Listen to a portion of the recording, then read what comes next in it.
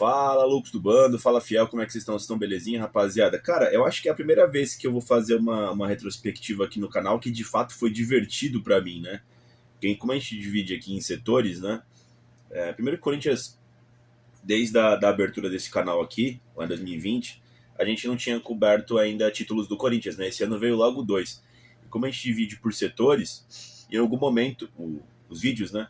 Da retrospectiva, em algum momento a gente ia falar dos campeonatos disputados pelo Corinthians de forma separada, né? E a gente ia falar do Paulistão e da Copa do Brasil separadamente, né? Então é só coisa boa, né? Pra relembrar, né, mano? Talvez esse seja um dos vídeos que eu mais queria fazer nessa retrospectiva do Corinthians. Vou falar um pouco do Paulistão 2025 do Timão, né, pessoal? Vamos começar a cobrir aqui todos os campeonatos disputados pelo todo-poderoso Timão. E começando pelo Paulistão de 2025, o campeonato que fez a gente se sagrar 31 vezes campeão paulista. Enfim, o Corinthians aí no topo dos títulos aqui em São Paulo, já está há muito tempo já, né, como líder absoluto de títulos, né? Agora com mais um título na sua galeria. Pessoal, e o que foi esse Campeonato Paulista? Esse Campeonato Paulista, mano, o sentimento que eu tenho, tá? Foi um campeonato para retornar a nossa autoestima como corintiano, né, cara? Fazia muito tempo que a gente não era campeão, desde 2019 que a gente não ganhava qualquer título. Enfim, tinha sido inclusive um campeonato paulista, né, em cima do São Paulo, inclusive. Então a gente precisava recuperar, né? E a jornada foi muito interessante desse paulista, né? Teve um revés na Copa Libertadores ali no meio do caminho, tinha tudo para dar errado, mas o time teve resiliência ali, né? Enfim, a fiel torcida, como sempre, não abandonou o time, lotou o ano todo os estádios, né? Por qualquer competição, em qualquer situação, com qualquer time que ia entrar em campo. Enfim, e foi muito especial. Eu devo dizer para vocês que eu me senti um pouco privilegiado nessa situação. Esse ano eu tinha uma meta que era em todos os jogos do Corinthians em 2025, né? Consegui em todos na Neoquímica Arena esse ano. Às vezes não dá, né? Por conta de, tipo, às vezes tem aniversário de familiar, né? Enfim, meu pai, minha mãe, minha irmã, né? Então, esse ano calhou também dessas datas não coincidirem com os jogos do Corinthians, né? Então eu consegui em todos e fui bastante feliz esse ano, né? Diversas vitórias do Coringão, participar dessas campanhas campeãs, né? Tanto do Campeonato Paulista como da Copa do Brasil, mas em especial o Paulistão. Cara, ele tem um charme pro corintiano, né? O Campeonato Paulista, né? Porque usualmente você ganha o título em cima de algum rival, então o peso do título estadual cresce muito, né? Aqui em São Paulo você tem 4 grandes clubes, né? Então sempre se alternam, né? Mas estão sempre praticamente bem todos os anos, né? Então ele tem sim seu peso, né? Já ali desde as semifinais e tal, né? Os clássicos, né? No meio do campeonato, tudo tem seu peso ali bastante grande. E foi legal ver o Corinthians em ação ali com a família Dias no comando, tá? Cara, como começa o Campeonato Paulista? O Campeonato Paulista é um campeonato... Bom, era, né? Um campeonato longo, né? E ano que vem vai ser um pouco menor. A família Dias decidiu trazer o time em blocos, né? Então, tinha um bloco da galera que começava o ano de 25 bem fisicamente, tinha um bloco de quem estava machucado, um bloco de quem deu uma quebrada no ano, né? E voltou gordaço, né? Então, a família Dias foi trazendo em blocos os jogadores, né? Como eu disse para vocês, acho que foi na análise das comissões técnicas, né? Achei, não só agora, tá, que deu tudo certo, mas eu tinha achado interessante a forma como os Dias iam trabalhar essa situação, porque não iam fuder o elenco fisicamente e também conseguiriam jogar de forma competitiva o Campeonato Paulista, porque eu sou do time que o Corinthians entra na competição, sempre tem que entrar para ganhar ou ir o mais longe possível, né, rapaziada? Enfim, né? E o Corinthians, ele começa o Campeonato Paulista, pessoal, contra o Bragantino lá no Nabizão. O Corinthians vence por 2-1, gol de Pedro Raul e Thales Magno. Enfrentar o Bragantino, desde que o Bragantino virou Red Bull Bragantino, né, que é de 2020 para frente, que é esse Neo Bragantino, né, o Bragantino do Novo Testamento, vem sendo sim uma pedra no sapato pro Corinthians. Eu acho que se você for olhar lá as estatísticas, acredito até que o Bragantino tem mais vitórias do que o Corinthians nesse curto período ali, quando eles têm essa modificação de identidade, né, cara? Inclusive Itaquera, se não me engano, o Bragantino até venceu mais do que o Corinthians. Então seria uma abertura difícil de Campeonato Paulista, mas o Corinthians saiu bem, até com o time misto do Corinthians, né? Venceu por 2-1 lá na Bizão, né? Aí depois o Corinthians faz 2 jogos em Itaquera, tanto contra o Velo Clube, tanto quanto o Água Santa. venceu o Velo Clube por 2-1, inclusive nesse dia teve aquela marcha, né, dos Gaviões, né, ali na Arthur Alvim até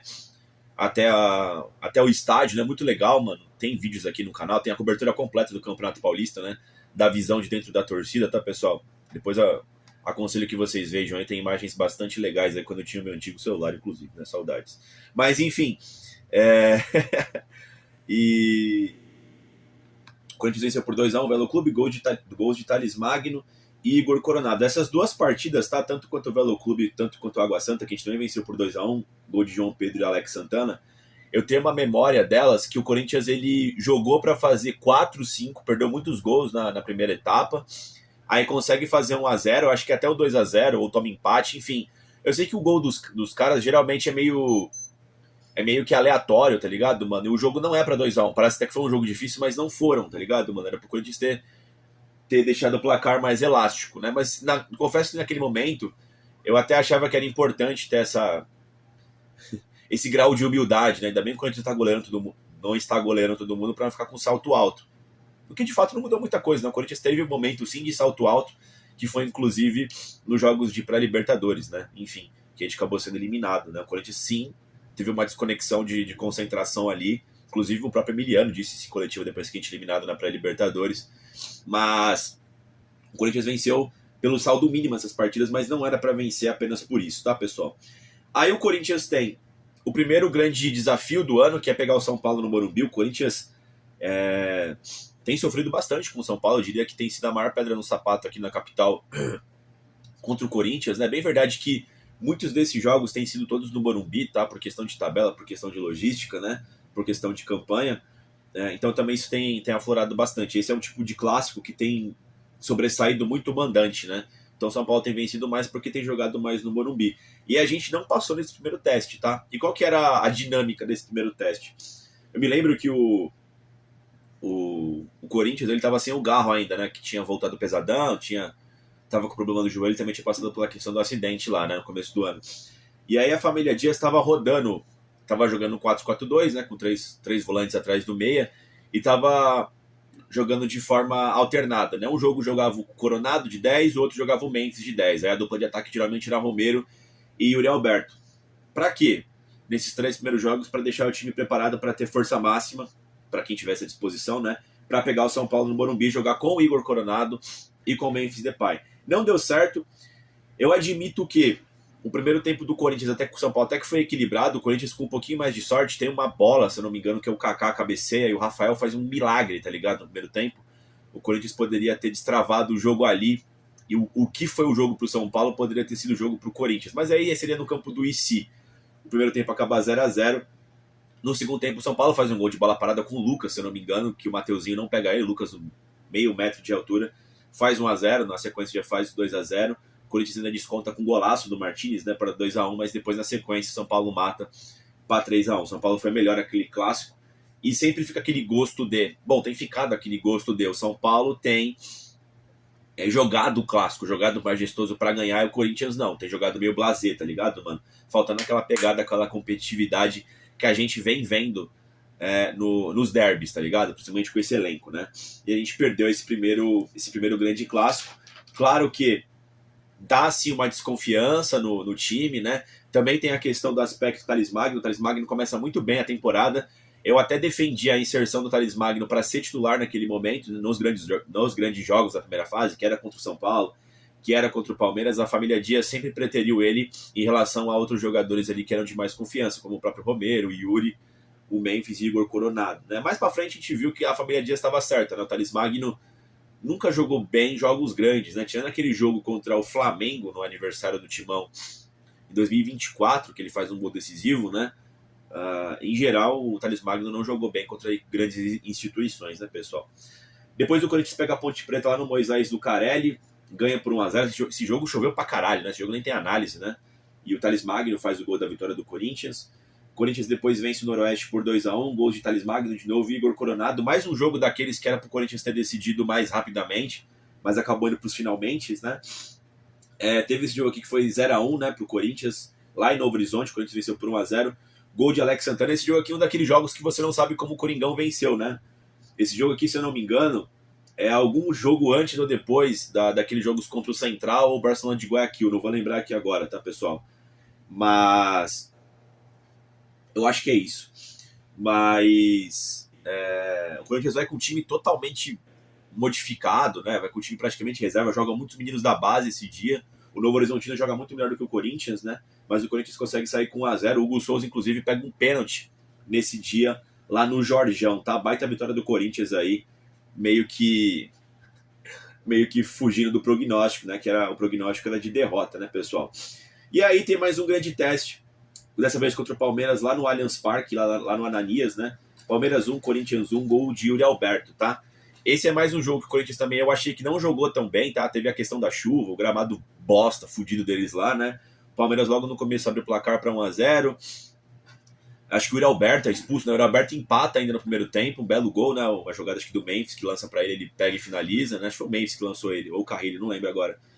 Toca na saída do Weverton e empata o jogo. Aí no segundo tempo o Yuri Alberto é expulso por simulação, tá ligado, mano? Bagulho absurdo. É uns bagulho que só acontece com o Corinthians, tá ligado, mano? Gritos homofóbicos. Porra, estádio fechado. Só o Corinthians, né? Aí, sinalizador no estádio. Boom. Vai ficar um ano punido a torcida organizada. Vai perder mando de campo na próxima temporada. Pô, simulação, tá expulso, tá ligado? Esse bagulho é absurdo. E o Yuri sempre cai daquele jeito ridículo dele, né? O Klaus foi bastante rigoroso, né, mano? Expulsar ele naquela situação. Enfim, o Hugo Souza no finalzinho ainda pega mais um pênalti, pega o pênalti do Estevão, né? O Hugo Souza criando um mito ali, né? Criando ali uma divindade ali em disputa de pênaltis contra o Palmeiras, né? Já vai entrando cada vez mais na graça do torcedor, já tinha começado muito bem em 24, conseguiu passar por 2 séries em 24, tanto quanto o Red Bull Bragantino na Sul-Americana, tanto quanto o Grêmio na Copa do Brasil, pegando pênaltis, né? E já começa 2025 muito bem, sendo decisivo, não fazendo o Corinthians perder contra a porcada, lá no campo deles ainda, enfim, né? Foi 1-1 com sabor de vitória, tá? Pra te falar a verdade. O Corinthians não jogou bem também esse jogo não, tá, pessoal? O Palmeiras acho que merecia a vitória naquela situação. Depois o Corinthians recebe o São Bernardo em casa, vence por 2-0, gols de Memphis e Romero. Esse também é um jogo que não foi tão tranquilo como foi contra o Noroeste, Água Santa e Velo Clube, mas o Corinthians também venceu no finalzinho do jogo. Esse jogo aqui foi o jogo do retorno do Garra aos gramados, né? Ele não tinha iniciado em 24, ovacionado. Tem a questão da troca de camisas, né? O Garro já começa a pegar 8, daquele chabu lá com o Memphis e tal, né? Que ele pega 10. Esse jogo aqui é o grande retorno do Rodrigo Garro, né? Gols de Memphis e o Romero, tá, pessoal? Depois o Corinthians vence o primeiro clássico da temporada, vence por 2-1 o Santos na Neoquímica Arena, 2 gols de Yuri Alberto, 2 golaços do Yuri Alberto, inclusive, né? Tem aquele passe lindo do Garro que o Memphis ajeita e o Yuri faz. Acho que é esse jogo, né? Eu acho que é esse, não é o do... Posso estar enganado, tá? Porque depois o Corinthians pega de novo o Santos em Itaquera na semifinal. Mas enfim, o Corinthians joga muito bem esse jogo, o gol do Santos é meio que aleatório, né? O Corinthians vai bem melhor, inclusive é o jogo que o Neymar joga em Itaquera, o Neymar foi anulado. Foi da hora esse jogo, foi da hora pra caramba esse jogo aí. Esse jogo tinha sido uma das quebras de recorde da arena, né? Foi a 47 mil pessoas, né? Já foi com algumas adaptações lá que o Augusto Melo tinha feito em questão de alvará, em capacidade da Neoquímica Arena, tá, pessoal? Enfim, grande vitória. Aí o Corinthians volta à saudosa maloca, né? Eu ainda não tinha ido no Novo Pacaembu, inclusive o Novo Pacaembu perdeu ao Alvará e não tá recebendo mais jogos, né? Esse foi um dos últimos. Portuguesa 2, Corinthians 2, gols de Thales Magno e Bidu. O Corinthians também com o time bastante modificado, né? Tinha pré-Libertadores nessa situação, não vou lembrar qual fase que foi ali, mas o Coringão empatou por 2-2.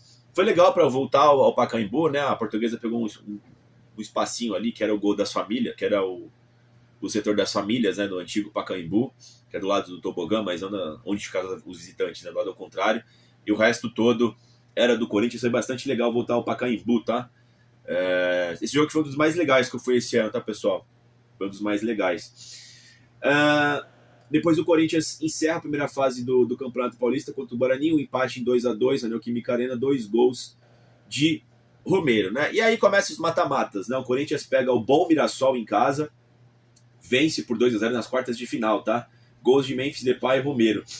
Não foi um jogo tão fácil, mas também não foi um jogo difícil, tá? O Corinthians passou sem demais dificuldades contra o Mirassol, e aí de fato ia engrenar o Campeonato Paulista, né, pessoal? Enfim, aqui a gente já convivia com o drama da pré-Libertadores aqui. Se não me engano, o Corinthians ele é eliminado entre Santos e Palmeiras. Acho que foi isso, não foi, mano? Eu tenho quase certeza que é isso aqui. Tem os jogos do Central, que é no meio dessas competições aqui que o Corinthians não tá jogando bem. E aí tem o Santos para dar uma resposta, né? Porque o Corinthians passa meio merda, né? Contra o Central. Pega o Santos. Esse jogo aqui foi um pouco mais difícil, né? 2-1, gols de Yuri Alberto e Rodrigo Garro. Tem aquele golaço do Garro ali, né? Um dos poucos jogos que o Garro jogou nesse Campeonato Paulista, porém foi decisivo, que esse aqui foi um jogo um pouco mais complexo do Corinthians, mas o Corinthians aí foi melhor do que o Santos mais uma vez em seus domínios, tá, pessoal? E aí fomos para a grande final. E aí, para essa grande final, pessoal, por que ela se tornou tão grandiosa, tá, mano? Houve um papo, né, da galera falando, né? O que era melhor? Ganhar o Campeonato Paulista ou se classificar para a fase de grupos da Copa Libertadores? Mano, para mim, Felipe, tá? Eu acho que não eram coisas que eram para se escolher, a gente deveria ter feito os dois, mas entre você não ter a garantia de ganhar uma Libertadores e só jogar a fase de grupos, né? Que essa era a comparação, né? Ir para a fase de grupos ou ganhar o clássico, ou ganhar a final contra o Palmeiras. Mano, sem sombra de dúvida, ser campeão, mano. Eu troco qualquer coisa por ser campeão. E ainda mais, mano, porque essa final, o que tinha? O Corinthians tinha acabado de ser eliminado na pré Barcelona de Guayaquil, ou seja, teve essa desconfiança, tinha essa desconfiança, ia pegar o Palmeiras era o atual tricampeão paulista, tirando o paulistano, os grandes aqui de São Paulo, nunca venceram 4 campeonatos paulistas seguidos, ou seja, o que aconteceu com o paulistano foi na década de 10, acho que foi 13, 14, 15, 16, algo assim, né? E o Palmeiras já tinha bloqueado o tetra do Corinthians lá em 2020, né? O Corinthians ganha 17, 18, 19, ia para ganhar o tetra, o Palmeiras vai lá e é campeão em cima da gente. A gente quase faz ali um chiqueiraço 2, né? Quase campeão de novo lá na casa dos caras nos pênaltis, né? E aí os caras tinham a oportunidade de ouro de se vingar de 2018, né? De se vingar, de ser campeão em Itaquera. Até hoje, o único clube que conseguiu levantar um troféu sem ser o Corinthians nos nossos perímetros, né? Foi o Cruzeiro em 2018 pelaquela Copa do Brasil, né? Então, cara, esse jogo tinha uma importância muito grande. Eu mesmo tava... Cara, os dias desse clássico aqui, pra mim, foram torturantes, mano. O Corinthians tinha que ganhar ou ganhar. A expectativa era pra saber como é que seria o jogo de ida, né? O Corinthians não vinha fazendo bons jogos lá na Arena Palmeiras, né? E o Corinthians sai com 1-0 e joga muita bola lá no campo dos caras. Um golaço do Yuri Alberto, né? Faz 1-0, o Carrilho faz uma partida de almanac. A gente consegue vencer esse jogo assistindo o bar com a minha irmã, né? Que é meu amuleto em jogos contra o Palmeiras. É impressionante, mano. Eu sempre que eu assisto com ela em local aberto, né? O jogo é na casa dos caras, a gente sempre vence. Eu assisti com ela esse jogo. Eu tinha assistido mais 2, o Corinthians venceu por 1-0 lá no campo dos caras, mano. Se eu não me engano, foi a final do Paulista de 18, gol do Rodriguinho. E também aquele jogo que o Avelar faz um gol, acho que é a Paulista de 19, que o Corinthians começa a vencer alguns jogos de 1-0 lá no Ananias na época do Carille, né, pessoal? Enfim, Coringão vem com esse resultado para Itaquera, né? Esse baita resultado para Itaquera. E aí, cara, o jogo de Itaquera, mano, conhecido também, dia 27 de março de 2025, né? Conhecido como o Inferno da Arena, o Inferno de Itaquera, foi foda, mano. Que jogo sensacional, mano. Que jogo absurdo. Eu acho que foi um dos... Cara, que teve alguns dias que foi foda na Arena, mas talvez tenha sido o meu, né, melhor dia na Arena esse dia.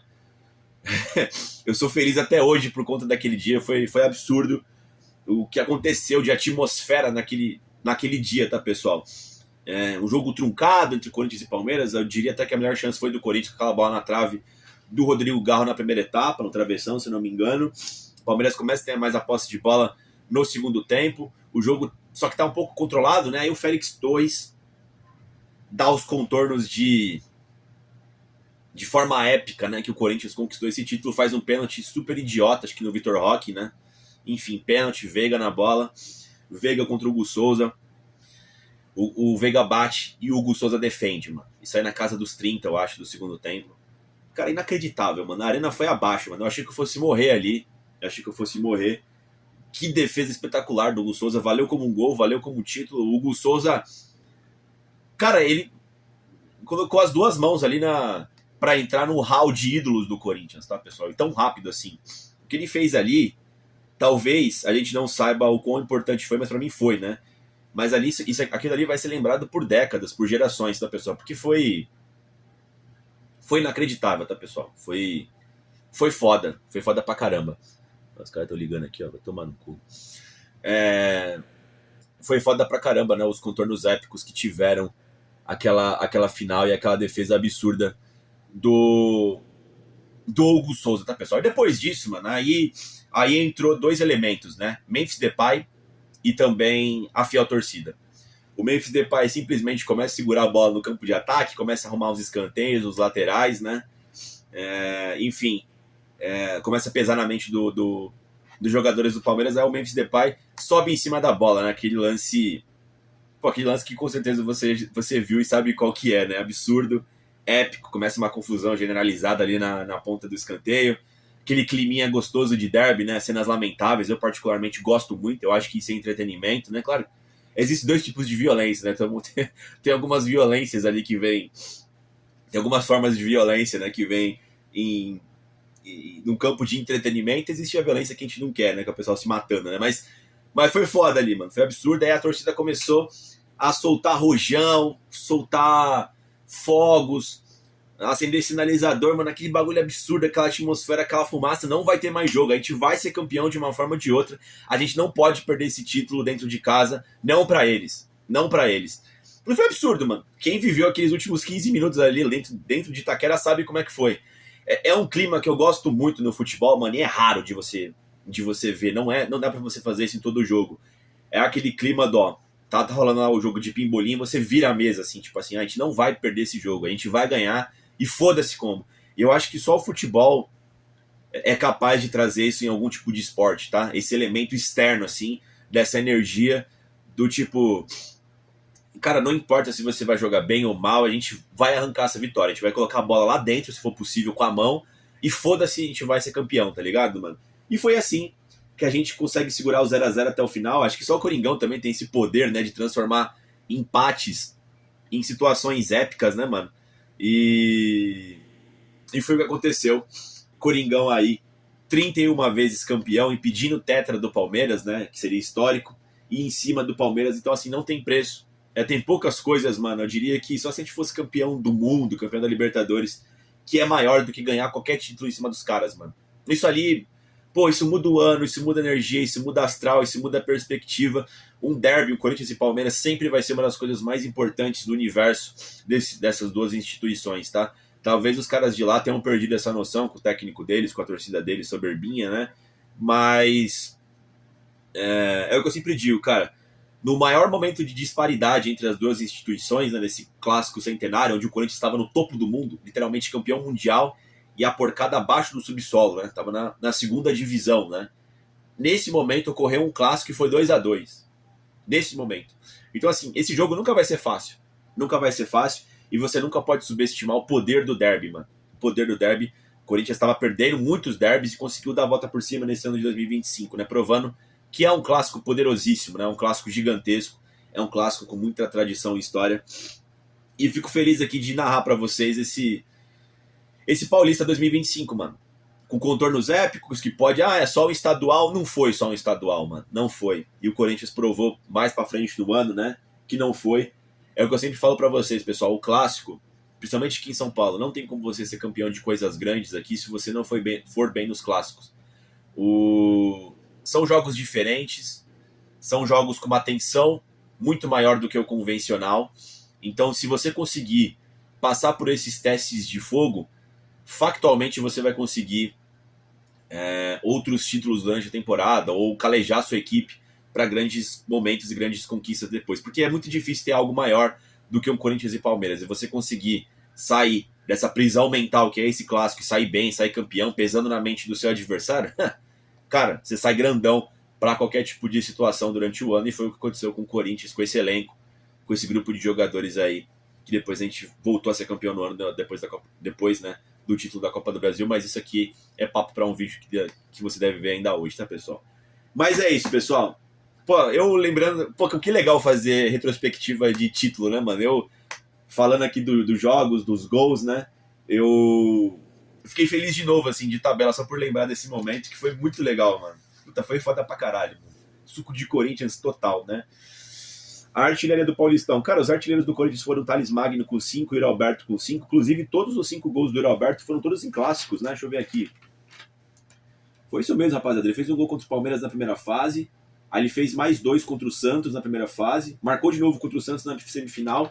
e marcou de novo contra a Porcada na final. Só gol importante, reiterando no vídeo lá dos atacantes, né? O momento diferente que o Alberto viveu em 2025, de fazer menos gols, mas mais gols importantes, né? E isso, mano, pelo menos pra mim, eu levo muito em consideração, tá? Contra quem fez o gol, em que momento do jogo fez o gol, tá ligado, mano? É a quantidade, obviamente, né? Mas é importantíssimo o 9 ter esse poder de decisão de você confiar nele em grandes jogos, né? Acho que é isso, rapaziada. Pô, que bom lembrar, né? Que bom lembrar, fiquei feliz pra caralho aqui, lembrando desse Paulista 2025 para sempre dentro dos nossos corações e para sempre no nosso imaginário, né? Agradecer muito também a família Dias que entendeu o que é o Corinthians nesse momento, tá, pessoal? Foi importante demais a família Dias aí, que foram os técnicos, né? O Emiliano e o Ramon, desse título do Campeonato Paulista do Coringão. Eu deixei aqui o time base campeão, ó, era o Hugo Souza, capitão, né? O Mateuzinho na lateral direita. Dá pra acreditar, mano, que o Torres fazia parte desse time base, né? Ele jogou a maioria das partidas do Paulista como titular, né? Era Torres e Gustavo Henrique na zaga. O Angeleri chega para as finais, mas eu botei aqui porque ele, saiu na foto do título, né? E foi importante demais na final tomar a vaga do Bidu e matou, né, o Estevão. Meio campo com Ranielli, Carrilho e Martínez, né? O Martínez durante o campeonato ganha a vaga do Bidon. O Garro, né, que jogou pouco, mas ele era o titular da família Dias. E no ataque o Alberto Memphis Depay. Essa era a equipe campeã, tá? Você tinha o Romero também, que era capitão, mas ele estava no banco de reservas, né? Enfim, era um 4-3-1-2 da família Dias. É isso, pessoal. Nada mais a dizer desse Paulista, apenas lembrar com muito carinho e muita felicidade. E voltamos daqui a pouco falando de uns campeonatos que não foram tão legais pro Corinthians, tá? Nesse ano de 25, para depois fechar com a Copa do Brasil. É isso e vai Corinthians!